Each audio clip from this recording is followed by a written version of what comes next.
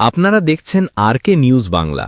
বাংলাদেশে এখনও ন্যায় বিচার প্রতিষ্ঠিত হয়নি উল্লেখ করে বক্তারা বলেন, জনগণ দীর্ঘদিন ধরে জুলুম, নির্যাতন ও অন্যায়ের শিকার। এজন্য সরকারকে 5 দফা দাবি জানানো হয়েছে, যার প্রথমটি হল অন্যায়কারীদের বিচার নিশ্চিত করা। বক্তারা বলেন, যারা অন্যায় করেছে তাদের বিচার না হলে অন্যায় বন্ধ হবে না, তাই অপরাধীদের বিচারের আওতায় আনতেই হবে। বক্তারা আরও জানান, দেশের রাজনৈতিক ও প্রশাসনিক ব্যবস্থায় সংস্কার জরুরি। তাদের দাবি, খারাপ যা কিছু আছে তা বাদ দিতে হবে এবং ভালো দিকগুলো গ্রহণ করতে হবে। অতীতের নির্বাচনগুলোর উদাহরণ তুলে ধরে তারা বলেন, চোর ডাকাত যেভাবে চুরি ডাকাতি করে তেমনি ভোটের বাক্সও লুট হয়েছে। 2014 সালের নির্বাচনকে বিনা ভোটের নির্বাচন, 2018কে দিনের ভোট রাতে হওয়া নির্বাচন এবং 2024 সালের নির্বাচনে জনগণের অনাগ্রহের কথা উল্লেখ করে তারা বলেন, সাংবাদিকরা নিজেরাই দেখেছেন কেন্দ্রে ভোটার নেই, কুকুর কয়েকটা শুয়ে আছে। এমন নির্বাচন বাংলাদেশ আর মেনে নেবে না। তাদের দাবি, গণভোটের মাধ্যমে ভোটের চরিত্র পাল্টে দিতে হবে। বক্তারা বলেন, রাজনৈতিক দলগুলো নিজেদের মধ্যে সমঝোতায় না এলে